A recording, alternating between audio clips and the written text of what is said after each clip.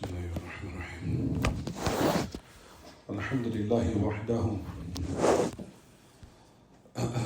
والصلاة والسلام على من لا نبي بعده وعلى آله وصحبه ومن تمسك بسنته إلى يوم الدين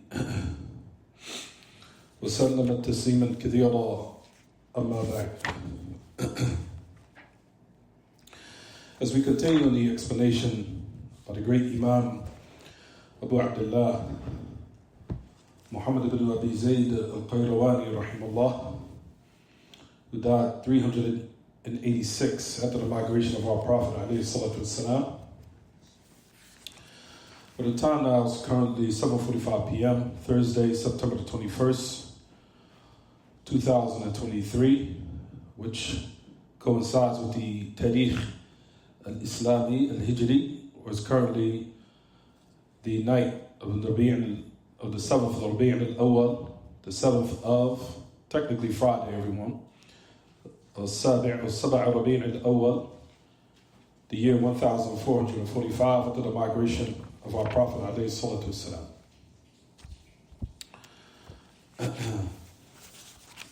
We were explaining the line where you'll find that the great Imam was explaining the correct aqidah, the belief in which is binding upon every human being to believe if they want to attain success in this world as well as success in the hereafter, that they have to know their purpose and they have to know what is the correct belief in order to be guided correctly through darkness and the different trials and tests that come along with life.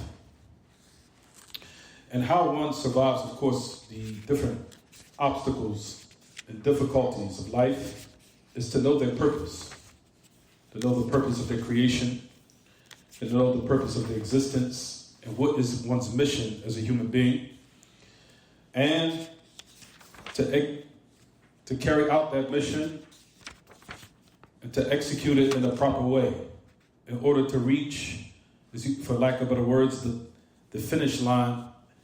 But however, once you have attained the so-called affair or the achievement where you will be repaid based upon what you have put forth or what you have now deserved, whether it be of good, whether it be of evil, or what have you. As we all know, there are certain people, when they are in a race, they're in the forefront. And you have certain people that are lagging. There are certain people that are far behind. And there are certain people that don't never even reach the finish line. And that is basically what the journey is in this world that all of us are in right now. As we're journeying, and the ultimate goal is not to reach the actual finish line per se, but rather the goal is to die upon what's correct. To die in a state that is pleasing to Allah subhanahu wa ta'ala. So the ultimate goal, like we said, everyone, the great achievement that one wants to actualize is dying in a state that's pleasing to Allah subhanahu wa ta'ala, so one can attain, like we said, everlasting bliss eternally. We were speaking about, you'll find that the great Imam, he was talking about the affairs of the matter that's connected with the names and attributes of Allah. So if we just go back just so we can read it quickly, what the great Imam says, that he finds that he says, وَمِنْ ذَلِكَ الْإِيمَانُ بِالْقَلْبِ. So he said, from that is faith which is in the heart, of course. Al-Iman bil-Qalb. Al-Imanu bil-Qalb. That firm conviction of the heart. The firm conviction of the heart. And all of us know the affairs of conviction in regards to the Muslims, that one's creed is from those affairs that are stable within your heart, meaning that they're not loose or they're not reluctant or doubtful. Rather, they are stable. They are stable within the heart, not wavering. Because those are the matters, like we said, will be addressed. For example, La ilaha illallah, Muhammadan Rasulullah, and La ilaha illallah with its conditions. And we know that La ilaha illallah has conditions to it. And we know the affairs of what completes it and what will render it incomplete. We have the affairs, of course, which is the obligations, and all the affairs that will complete it from the voluntary actions. And then those matters, as we said, Ya Ma'ashar al-Ikhwa, that could totally nullify it. But you'll find that the great Imam starts this book by saying, number one, what is the most vital and most important of all matters is to have that strong conviction. And that conviction, its place, as we said, is in the heart. Then, like we mentioned last class, because we're just going to read the line until we finish. وَالنُّطْقَ بِاللِّسَانِ, and that what one believes in their heart, they utter it with the tongue. They profess it with the tongue. And that everything works synergistically, meaning that they're all connected. Meaning what you firmly believe in your heart manifests of what you testify about the tongue. We talked about a couple of classes, like we said, we're just reading it. Everyone, we're not going to explain it because we already covered this. أَنَّ اللَّهَ إِلَهُ وَاحِدٌ, that Allah subhanahu wa ta'ala is one deity of worship. We discussed that also. And we talked about the affairs connected with the polytheists and how they knew the proper meaning and the proper explanation of the testification that none has the right to be worshipped except Allah. They knew what it meant and what was binding upon them if they were to utter it and believe it. That they would have to abandon all of the deities, all of the false deities, and the false gods, and all the different types of idolatry they were involved in. They would have to totally abandon it. And everything will have to be connected with Allah subhanahu wa ta'ala in regards to their worship. That affair, as we said, everyone, that is the matter in which all the prophets came as their mission. And that was the fundamentals, and it was the foundation of success within every society. It was the belief in Allah, and not only just the belief in Allah, but also believing what He sent down as a way of life. And those instructions that Allah gave specifically in order to live right. But number one, they had to actualize the fundamental, which is the affairs that's connected with the belief in Allah, and all the affairs of worship had to be purified, directed to Him exclusively. That it was not permissible to be involved in the affairs of superstitions and omens and bad luck and partaking in magic and partaking in trying to attain the knowledge of the unseen, utilizing the devils in order to do your dirty work. All those matters, when one utters La ilaha illallah, it is binding for them to totally abandon it. The belief in the sun or the stars have some type of effect or impact over one's life, which you'll find from the affairs of zodiac signs, the affairs of zodiac signs, and all the matters that are connected with it.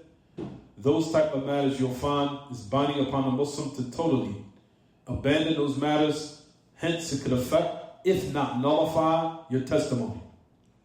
And like we talked about, Allah subhanahu wa ta'ala will not forgive polytheism if one is to die upon it, as we talked about on many occasions about this matter. But we also talked about in the line, let's keep going everyone, وَلَا شَبِيهَ لَهُ, that there's nothing that resembles Allah. We talked about the categories of resembling Allah to creation and resemble the creation with Allah. And we said that these two meanings, or those two statements, carry two different meanings.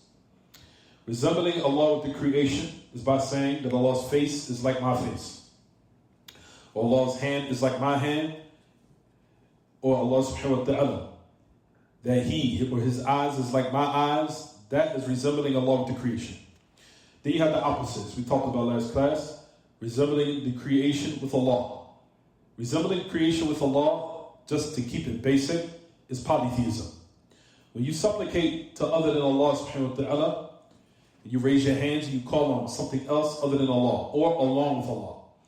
It's as if you're saying that that thing can hear, and that thing can see, and that thing has power over my life. And it has some type of impact and effect where it can change the course of my life, where it can remove some difficulty within my life, or it can allow me to attain some benefit within my life. When a person calls on other than Allah with these type of affairs, like we just mentioned, these type of examples, and these acts of worship, it's as if you're saying that thing that I directed my worship has the exact abilities and characteristics of Allah subhanahu wa ta'ala. So that is a form of tashbih. That's a form of resemblance. So polytheism, just to sum up everyone, is a form of what, everyone? It's a form of tashbih. It's a form of resemblance. So you'll find that Al-Allama Ibn al-Qayyim, that he mentioned about this, that tashbih, resembling Allah with the creation, is similar to the deviant sect of called the Mushabbiha. We already talked about this before. Mushabbiha, where you'll find that there was a deviant sect in the past, which is mentioned in the books of Firaq. Well, alhamdulillah, you'll find that the people of knowledge have encyclopedias explaining all the deviant sects of the past, whether they be from the Jews, the Christians, and those who deviated from the Muslims. Even though the only safe sect is one, is the Messenger of Allah sallallahu alaihi wasallam mentioned. However, he even said and informed that his ummah were going to divide into different fractions, different sects, different schisms with different beliefs that are in contradiction to his alayhi salatu wasalam. When they went outside of the correct belief of what the Messenger of Allah was upon and his companions in regards to creed, they became a deviant sect. The point I'm trying to make is, everyone, you'll find from those books, which is called the books of Firaq, the books of sects. From them was a sect called the Mushabbiha. There was a sect called those who resemble Allah with the creation. You'll find that they existed. However, they became extinct after a period of time, as we said. Where you'll find that they actually believe that Allah's hand is like the hand of the creation, and Allah's face is like the face of the creation, and Allah's attributes is like the attributes of the creation, which we'll find that we know that the people of knowledge have proclaimed. Rather, they have established that whoever resembles Allah subhanahu wa ta'ala with the creation has disbelieved. Man shabbaha Allah bi khalqihi kafar. Whoever resembles Allah with the creation has disbelieved. And similar to that, the opposite. When a human being resembles Allah, what they call, shabbaha Allah bil khalq, then we just reversed it. Resembling the creation with Allah is the opposite. And that's polytheism. Also, a person that does that, similarly, also as well, fell into what, everyone? Major disbelief. Because that's polytheism. So whoever resembles the creation with the creator by worshiping that thing, that's a form of resemblance. That also will nullify your Islam. As we know, polytheism and directing your worship to other than Allah, whether it be a malakun muqarrab or nabiyyun mursal, whether it be an angel that is righteous, of course, malakun muqarrab, or an angel that's close to Allah, or a prophet that was sent by Allah, it's still not permissible to justify your worship of those people or of that creation. All of those affairs are strictly prohibited. And all those matters you'll find, like we said, if one was to die upon it, that is the sin that Allah said in the Quran that He would never forgive. If one was to die in that state. وَالْعِيَاذُ بِاللَّهِ, that a person dies in a state in these type of matters, like we said, Allah subhanahu wa ta'ala will never forgive the individual, and he will be in the hellfire forever. مَعَذَ اللَّهِ وَأَعَذَنَ اللَّهُ وَإِيَّاكُمْ مِنْ ذَلِكَ. Fine. So let's keep going. So he said, وَلَا نَظِيرَ لَهُ وَلَا وَلَدَ لَهُ. That Allah does not have children, nor does Allah have a father. وَلَا وَالِدَ لَهُ. Notice no one that gave him birth either. Allah doesn't beget, nor is Allah does not beget, nor is He begotten. Meaning, Allah does not have children, nor did anyone give birth to Him. Nor did anyone give birth to Him. That's all throughout the Quran and so many ayats, as we mentioned before. Last class, Allah subhanahu wa ta'ala has mentioned He does not have children. And Allah subhanahu wa ta'ala has mentioned in His book that He was not born. He was not developed in the womb of a woman, within her fetus or uterus. And then He developed until the point where He came out from the private part of a woman. And then He had to suckle from the mother. And then He had to have His diaper changed. And all these other things that are from the affairs of human beings that are created, which is deficiencies in regards to the Creator, because these matters do not befit what? The Creator. Like, another thing I want to ask. A person might say, from the doubts, a person might say, well, can't Allah have children? Can't Allah eat? Can't Allah sleep? Are you trying to say He can't? Can't Allah have a partner in his dominion or in His kingdom? to help dispose of the affairs of this existence? So you understand, everyone, the question? As you'll find, there are people out there that will say this. They will ask you this question. They'll say, can't Allah sleep? Can't Allah eat? So Allah can't have a wife, He can't have a female partner, He can't have children, He can't have a partner. You'll find Ahl-Ilm from them is the great Imam Muhammad al-Jami, rahimahullah, and he answered this question.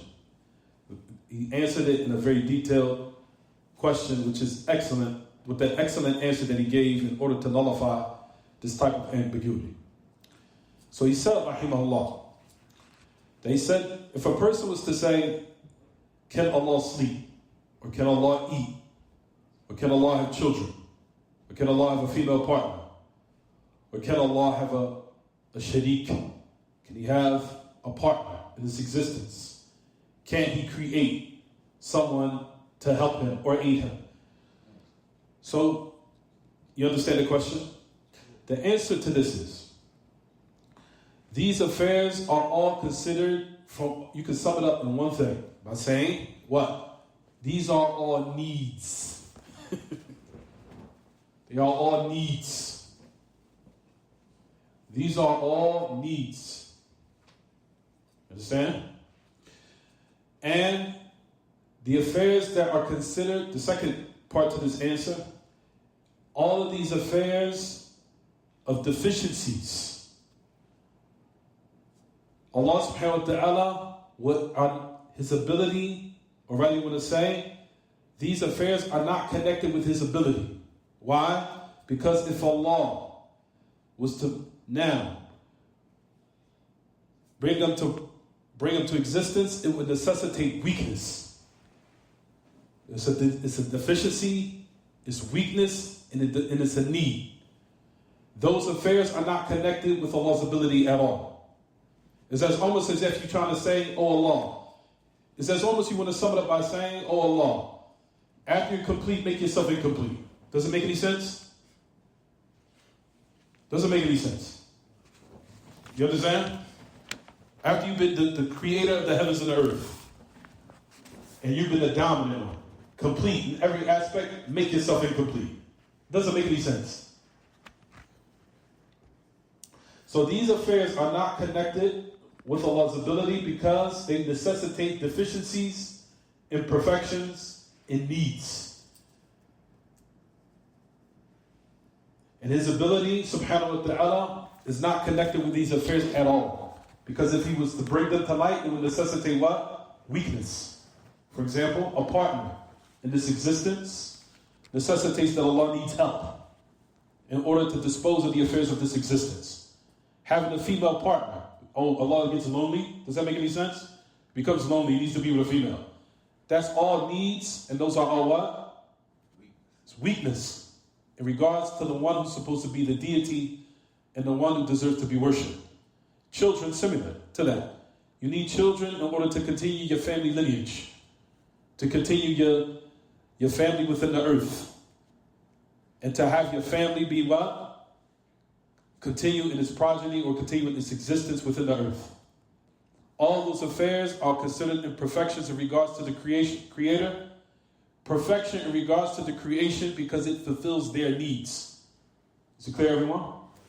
So, we say, like we mentioned, that the matters of these type of questions, because you'll find that the Christians will say this to you. Some people who are upon a millet of other than Islam, you'll find that they come to the individual and will say to you, can't Allah have a female partner? Can't God come in the human form? Can't God eat? Can't God go to the bathroom? You understand, everyone? We say these are needs, and these are what? Deficiencies and weakness. His ability is not connected with those affairs at all. And if Allah brought them to existence, it would necessitate what? Imperfection. And we know from the belief of our Lord is that He, subhanahu wa ta'ala, is ghani. He's self-sufficient and complete in His independency of anyone and anything. That is the belief of the Creator. That's how you have to speak to them and say, every human being by their natural disposition believes that their Creator is perfect. Why would you now say, oh Allah, after you become perfect, we want you to become imperfect? We want you to bring you down to our level. It doesn't make any sense. Bring you down to where you could go to the bathroom and eat and sleep just like us. It doesn't make any sense. So those are the matters that were mentioned in regards to what? Explaining these affairs. Because you'll find that there are people out there that will say this and they will ask these type of questions.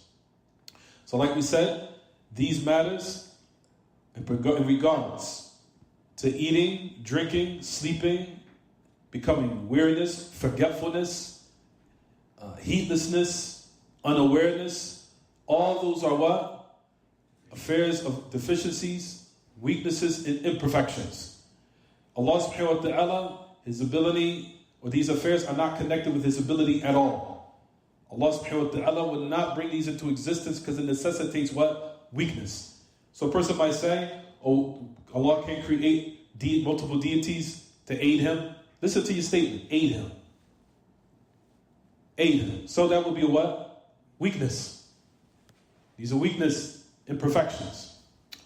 So those are the matters that you have to now realize, that Allah subhanahu wa ta'ala has the characteristic of what they call ghina mutlaq, absolute independency, absolute self-sufficiency, and free of need of anyone and anything.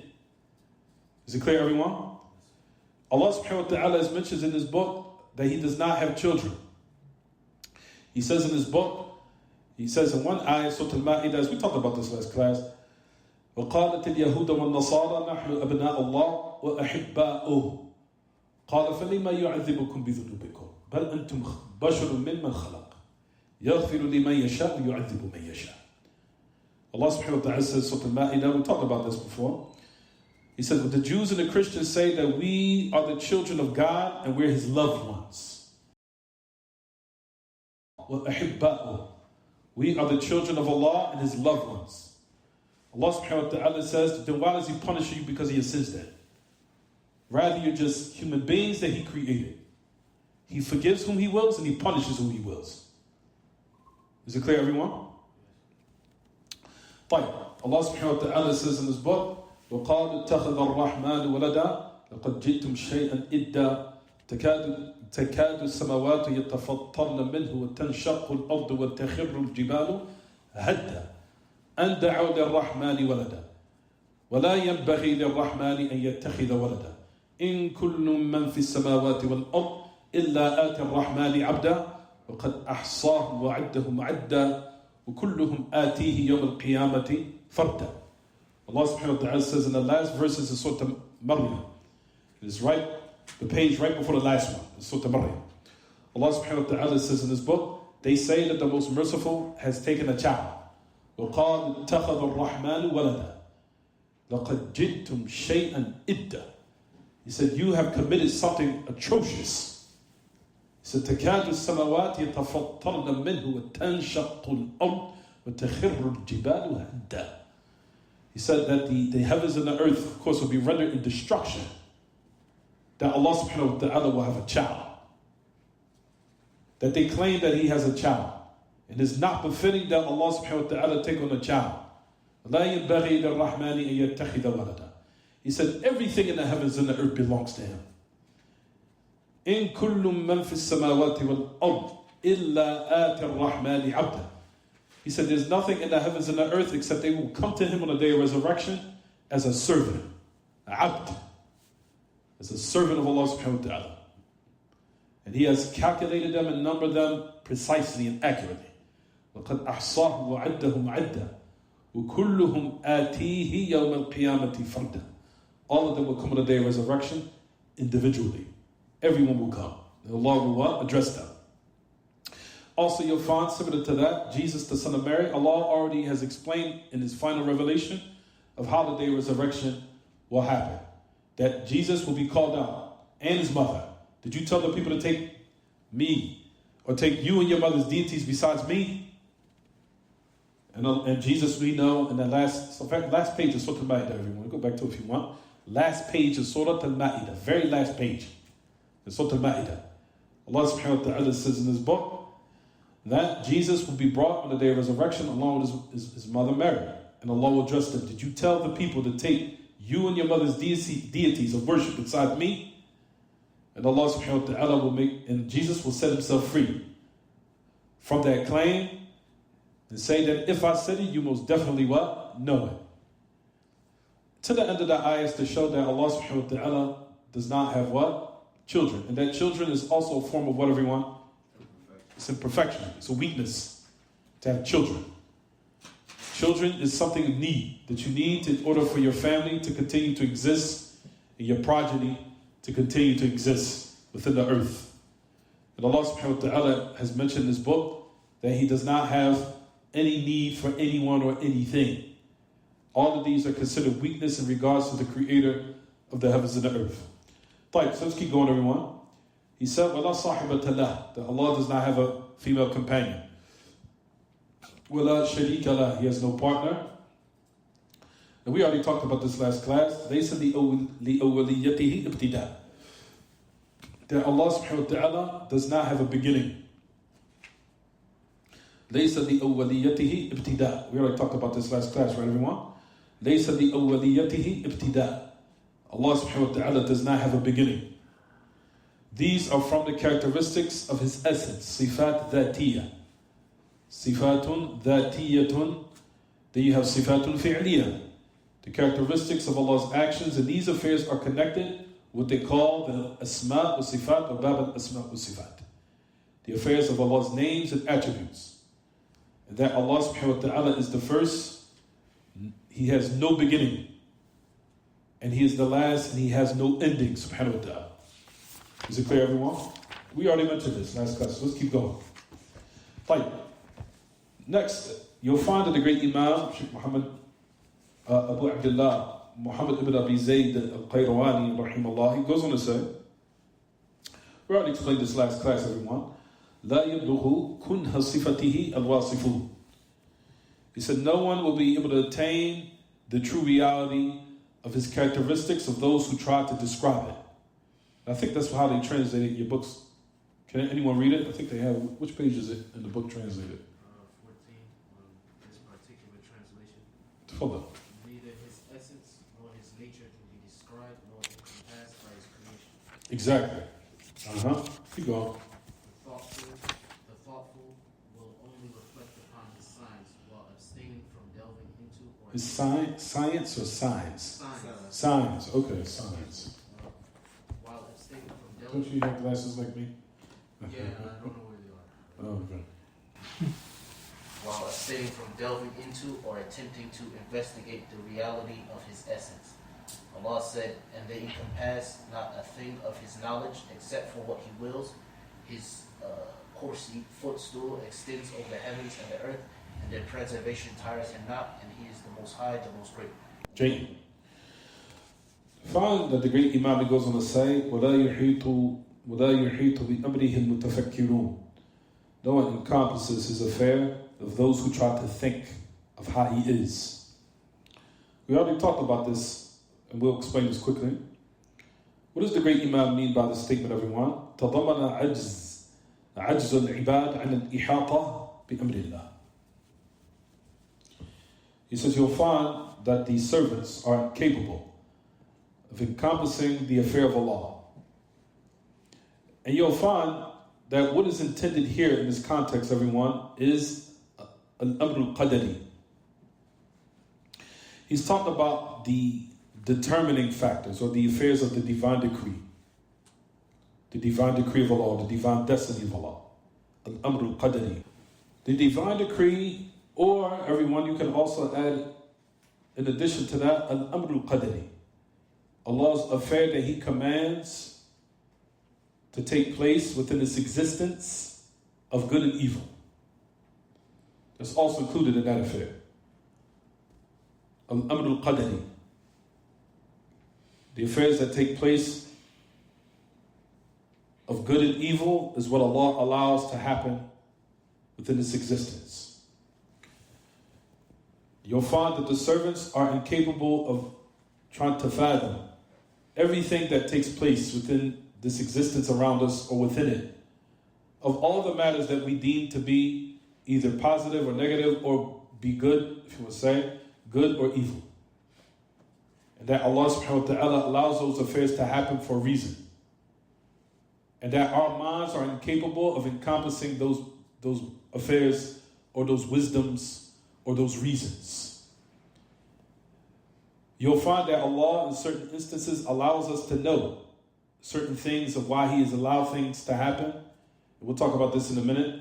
For example, of Iblis and the affairs pertaining to why He created him and why the affair he became the mal'oon, or the one who's been accursed or expelled from the mercy of Allah,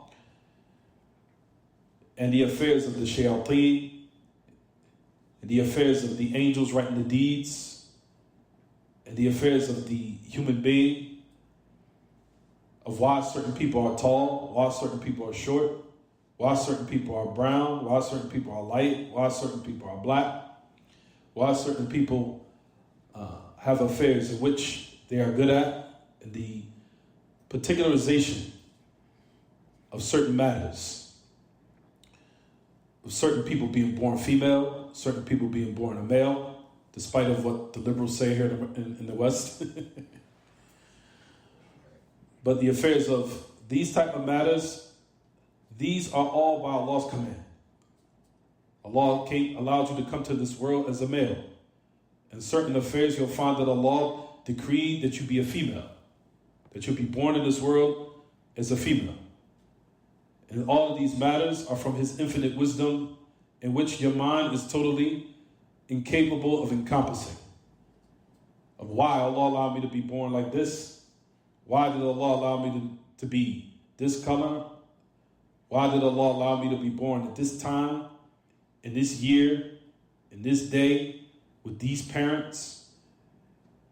These matters are all from Allah's command, what they call al-amr al-qadari, the affairs of what Allah has commanded and allowed, in which you'll find that He's the one that is in control, that you had no decision over these matters. So whether you were going to be born here in the West, here in America, or in Philadelphia, or in Ohio, or in any other place, or any other region within the world. Did you have any control over that? No, you didn't. You had no control over who was going to be your mother. You had no control over what was going to be your complexion in this world, or what was you're going to be your sex, whether you be male or female. Those matters were not in your what? They were not in your control. Was it, everyone? No, it wasn't. Those are affairs that Allah subhanahu wa ta'ala had decided, and He is the one has determined these matters for you and for everyone of the creation, not just us as human beings, but everything. Those matters you'll find are from the wisdoms, and yet you will find that the servants are incapable of totally encompassing the reasons or the whys, or what is the wisdoms in those particular matters.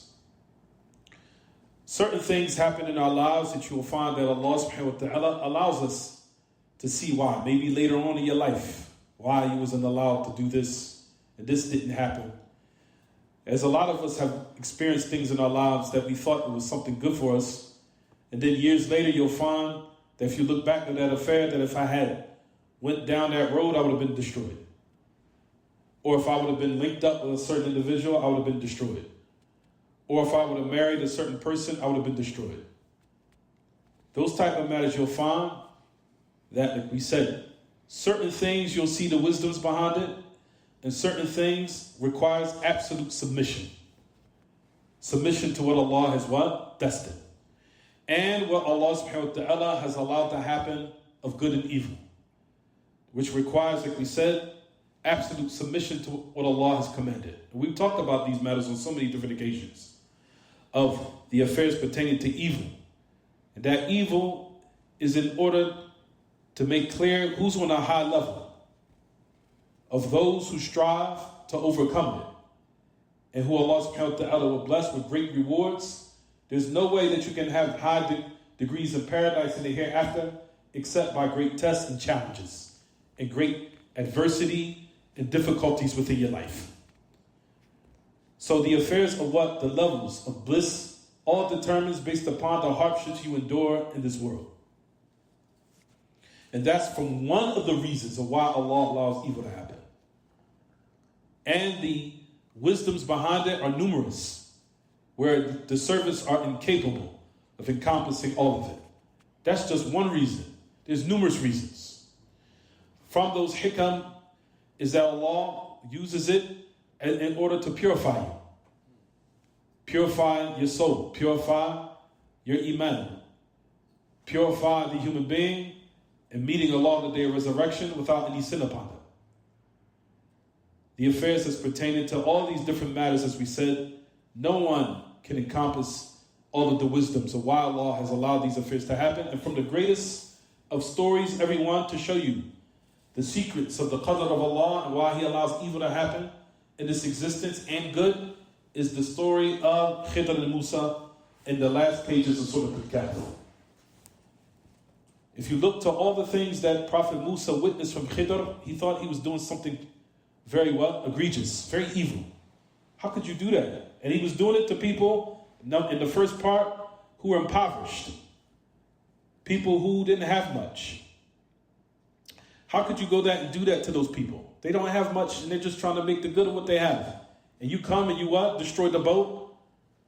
And then, of course, Khidr said to Musa, I did not tell you would not be able to be patient with me.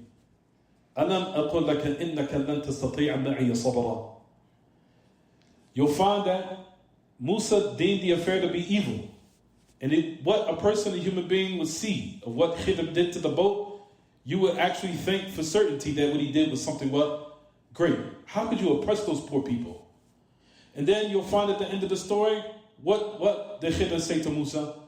He said, I did it in order because there was something evil coming. From them was those pirates that used to come and board the boat and take it, and with the condition that the only ship that they would abandon and leave alone is one that was already what? Damaged. That's why I damaged it. In order for them to be protected by what? Greater evil. You'll find that Khidr wanted to explain to Musa that you will never be able to encompass of what you deem as evil in the beginning. But what behind it is a greater wisdom for a greater good. And that you'll find that Khidr said to Musa at the end of the story, despite of him giving a taste of the secrets of the qadr of Allah, he said, the knowledge I've been given Musa, and the knowledge that you've been given is no more similar to that woodpecker sticking his beak in the ocean and taking it out. And that's just a taste of what? Of the secrets of the qadr of Allah and why He allows evil to happen to certain people who you deem to be at a disadvantage. And He gave him the what? The story of how those affairs take place. And even the affairs of what happened with the righteous parents who was tested by losing their child at a very early age, who died. And Allah subhanahu wa ta'ala wanted to save them, to say that that child would have been born and grow up, he would have been the reason for them disbelieving. And that's why Allah took the life of the child in order to replace those righteous parents with something better. No one knows the secrets of the qadr of Allah subhanahu wa ta'ala, of what He wants to save you from and wants to give you of better, and protecting your faith, protecting your iman, and allowing you to die in a state that's pleasing to Him. Those are the affairs you'll find, like we said, brothers and sisters, here in this particular statement by the great Imam. He said, وَلَا يُحِيطُ بِأَمْرِهِ الْمُتَفَكِّرُونَ. No one can encompass the affair of Allah or the command of Allah. And the command, as we said, breaks down to what? You have number one, al-amr al-qadri, the affair of the qadr, and the affair of what Allah allows to happen in this existence of good and evil. Then you have the second affair, which is amrun shar'i, the command of Allah within His legislation, meaning in His kitab and sunnah. A person was saying, how is it not the human being able to encompass the affair of good within the affair that's pertaining to his religion? What do you mean by that? Number one, everyone needs to realize that our iman is built upon affirmation and submission. And it is not a prerequisite that we always have to know the wisdom behind why Allah legislates certain affairs in His religion. For example, why is it that dhuhr is quiet, a quiet recitation, and then maghrib is loud? Or what's the reason? What's the hikmah? What's the wisdom? What's the wisdom of why Maghrib is 2 rak'ats allowed and one rak'at silent? What's the wisdom? No one knows. It's just absolute submission to Allah. You understand, everyone? Why is Isha recitation loud in the first 2 rak'ats and the last 2 it's silent? What's the wisdom? What's the hikmah? Certain affairs Allah reveals the hikmah behind it, and certain affairs is just considered what, everyone? Submission. And is not considered blind faith. You'll find there are people out there that say this nonsense. We don't have blind faith. Our faith is based upon and built upon taslim, ithbat with taslim. Affirming it and submitting to it. Affirmation and submission. And it is not a prerequisite in our faith that we always have to know what, everyone? The wisdoms behind everything. And like we said, certain matters, Allah has given us the wisdoms. He does give us the wisdoms behind certain affairs in our religion. And certain affairs, He what? He doesn't. But that's not a prerequisite in our faith that we have to know the wisdoms behind everything that Allah has legislated. Is it clear, everyone? A person might say, what about, well, Dhuhr is quiet. What about the eclipse prayer? Has anyone prayed the eclipse prayer before? I prayed it twice. Matter of fact, I prayed it 3 times. I prayed the eclipse on during the day, not at night. Every time I prayed the eclipse prayer, it was during the day. What do I remember? Yeah, it was during the day. Because I prayed the eclipse prayer in Medina, and it was around Dhuhr time. And the recitation was loud.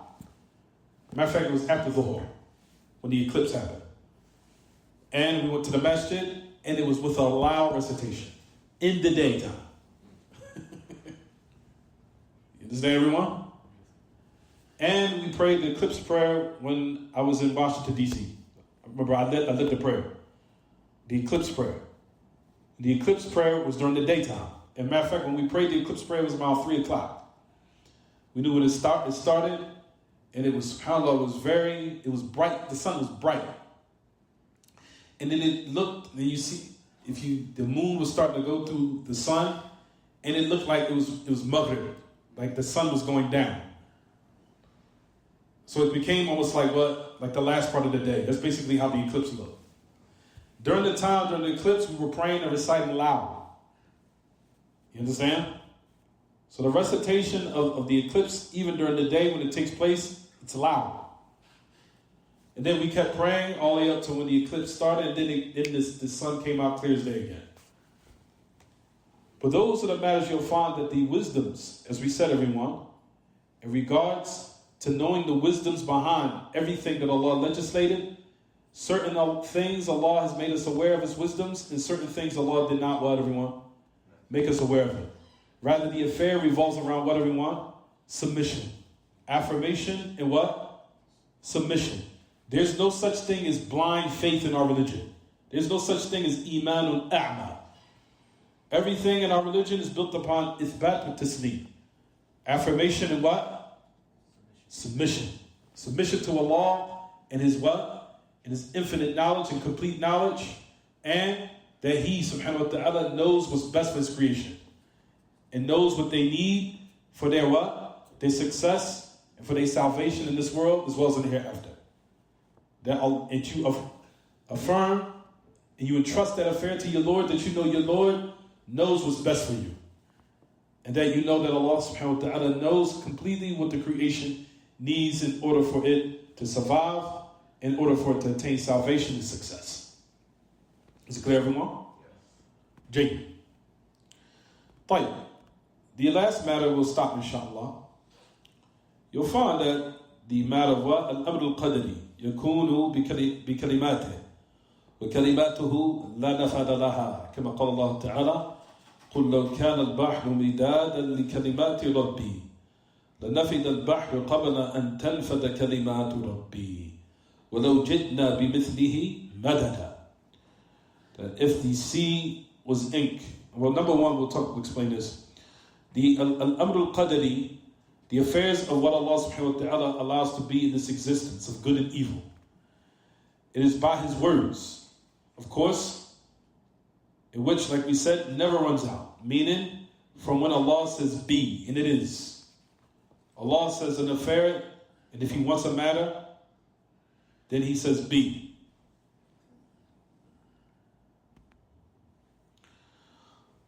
وهو من الغيب الذي لا يعلمه إلا الله فهو يقضي في خلقه. Like we said, everyone, these are from the affairs of the unseen. No one has knowledge of it except Allah. And we just talked about these matters. The secrets of Allah subhanahu wa ta'ala's divine decree and why He allows good and evil to happen. That He determines an affair within His creation by disposing of the matters and conducting in them. For example, of why certain people are given life, certain people are given death, certain people are given prominence, and certain people are humiliated. A person might say, what are you speaking about? Meaning, how many from those who we've seen within our life, that evil people were giving longevity, and righteous people die young? Those are from the hikam of Allah, that He allows to happen for a reason. And these are from the secrets of the qadr and what Allah has allowed to happen for a reason. Is it clear, everyone? Yeah. The affairs of giving prominence. How many do we see of evil people and given so much wealth, despite of the affair of what? Them being very what? Very wicked, evil people. Now, how many people do we know that are good people and are struggling? We see these matters. Is it clear, everyone? People who are good people and were good for the people, and despite of that, they're what? They're struggling. These matters are all from the secrets of Allah subhanahu wa ta'ala's divine decree and what He allows to happen of good and evil. And this is what he was speaking about now. How many of these matters in which you'll find that Allah's determined an affair of different affairs that take place in this existence that He conducts in.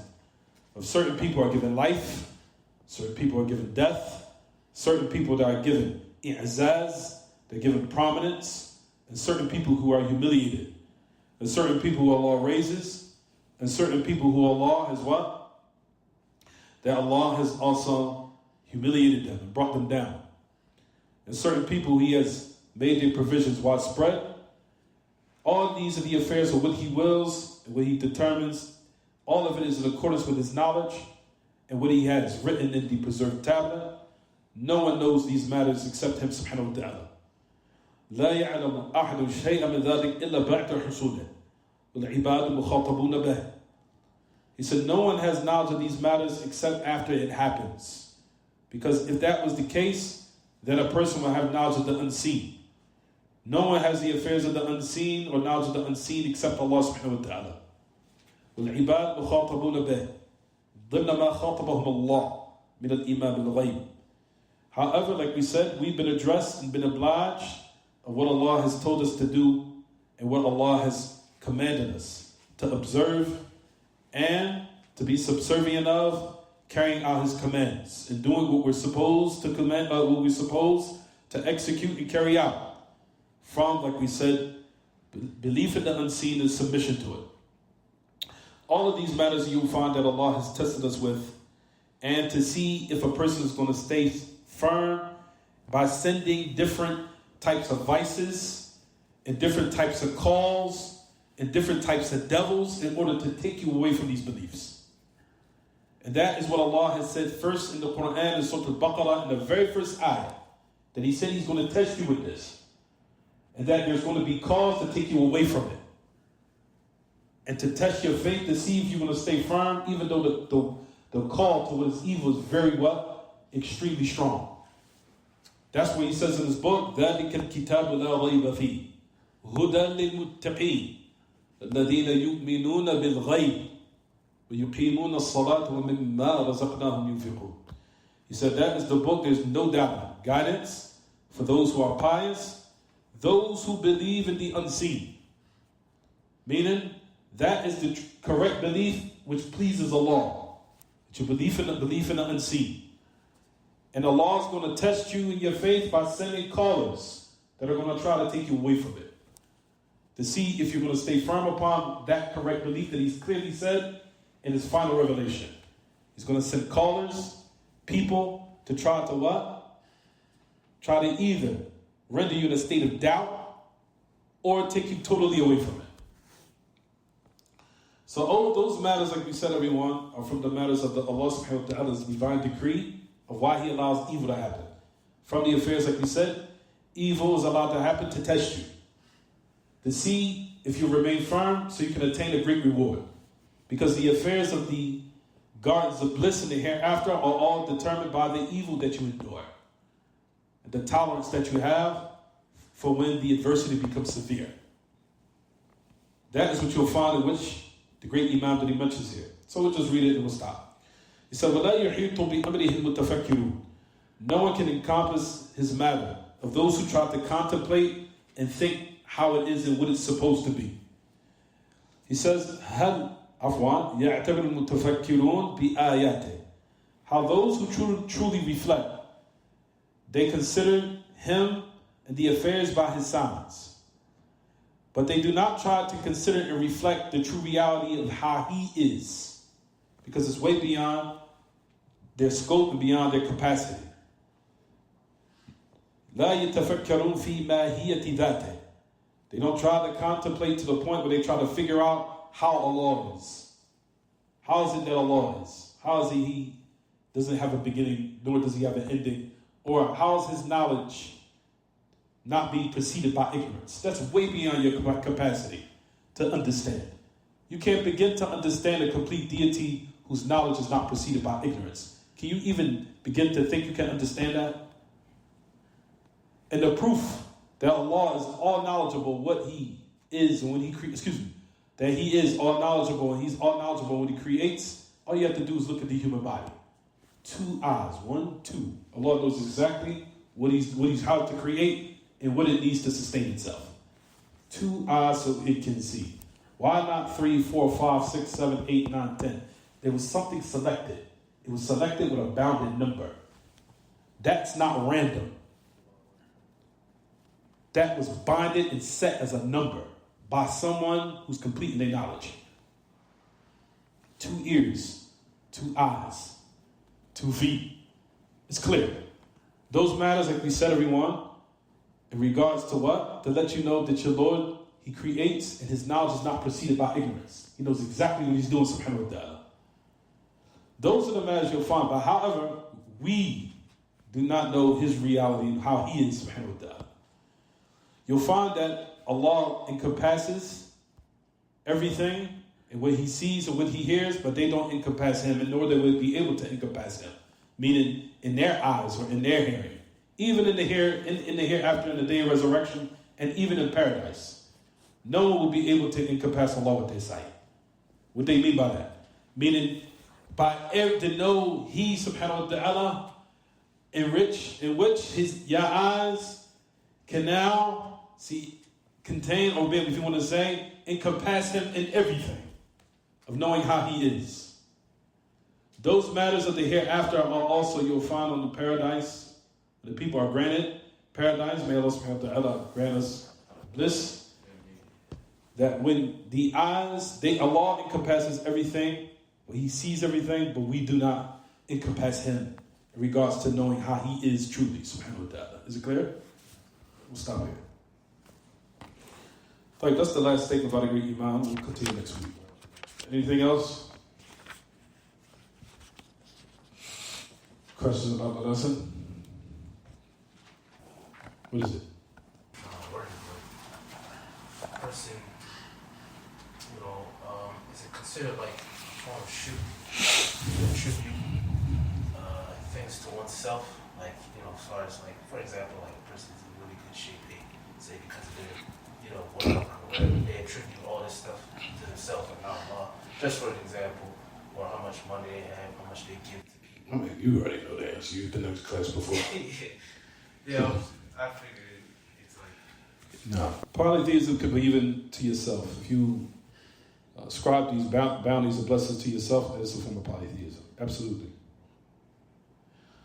What's the proof? The proof is in Surah Al-Qasas. Surah Al-Qasas, it's like 2 pages. It's 3 pages right before the last verse in Surah Al-Qasas. When Allah talks about Qarun. Allah subhanahu wa ta'ala says, كان قارون كان من قوم موسى فبغى عليهم وآتيناه من الكنوز ما إن مفاتحه لتنوء بالعصبة أولي القوة إذ قال له القوم لا تفرح إن الله لا يحب الفرحين. طيب, that ayah where Allah subhanahu wa ta'ala, let me skip down to the next page. It says, وَلَا تَنْسَ نَصِيبَكَ مِنَ الدُّنْيَا وَأَحْسِنْ كَمَا أَحْسَنَ اللَّهُ إِلَيْكَ وَلَا تَبْغِ الْفَسَادَ فِي الْأَرْضِ إِنَّ اللَّهَ لَا يُحِبُّ الْمُفْسِدِينَ. Now listen what Qarun said. قال إنما أوتيته على علم عندي أولم يعلم أن الله قد أهلك من قبله من القرون ما هم أشد منه قوة وأكثر جمعا ولا يسأل عن ذنوبهم المجرمون. He says the treasures, of course we know Qarun was given the treasures to the point where even he had to have strong men carry the keys. The keys were huge. What would you think his treasures were? If he had to have strong men carry the keys to open the treasures, to let you know how much of an abundance of wealth he was given. The treasures of the dunya. Right? But what it says in Surah Al-Qasas, matter of fact, this is the last page, right before the last page. Look to the top of the page. It says that Qarun said, verily I've been given these blessings based upon the knowledge I have. You understand? قال إنما أوتيت على علم عندي. He said, see all this? It's almost as if in this world, you see these cars right here? It's all from me. You see these cars right here? See these women right here? That's from me. You understand? You ascribe that bounty to yourself, it is a form of polytheism. You get it? So all you see all this right here, this is me right here. You understand? قال إنما أوتيت على علم عندي. Then Allah subhanahu wa ta'ala refuted him by saying, أولم يعلم أن الله قد أهلك من قبله من القرون من هو أشد منه قوة وأكثر جمعا. He said, does he not know that Allah has destroyed people way more great in abundance of wealth and strength? He said, doesn't he not know that Allah has destroyed people before him? He said, أكثر قوة وأكثر جمعا. More people, more wealth, and more strength. Allah wiped them out. You understand? طيب. However, you'll find Sheikh Muhammad Abdul Wahhab in Kitab al-Tawheed, he mentioned this. He said that from the bounties that one ascribes is always to Allah, never to himself. No matter what he's been given. Because we know the generality of the ayah where Allah subhanahu wa ta'ala says, وَمَا بِكُم مِّن نِعْمَةٍ فَمِنَ اللَّهِ. You don't have anything of any blessing except it's from Allah. I mean, Allah subhanahu wa ta'ala is the one that granted you the intelligence. He's the one that granted you to put your soul back in your body, to wake you up in the morning to get that sustenance. He's the one that granted you the intelligence. He's the one that granted you the talent. And if Allah had willed, He would have caused you to die while you were sleeping. You would have never waked up in the next day. So ultimately, those things that you possess, and which you attain, and which you amass, or those worldly possessions, or those worldly blessings, are ultimately from who? It's from Allah subhanahu wa ta'ala. It's not from you. Allah allowed you to wake up. He allowed you to be very cunning. He allowed you to be a person that certain people are very good with math. Those are all talents from Allah. Those affairs are all from Allah. If Allah had willed, you wouldn't have the talent to calculate math in your head very fast. That's all that's from Allah. Allah gave you that strength. He gave you that talent. So all those matters, ultimately, it is from polytheism that you ascribe those bounties to yourself. That's the reason why, from the greatest of affairs that keep everyone humble, is that you know that these matters are all from Allah. So it will keep you well. It will keep you what, everyone? Humbled. It will keep you in a humble state. So you become arrogant and haughty, looking down upon people. Is it clear? Any other question? وصلى الله وسلم وبارك على نبينا محمد وعلى آله وصحبه. سبحانك اللهم وبحمدك أشهد أن لا إله إلا أنت أستغفرك وأتوب إليك.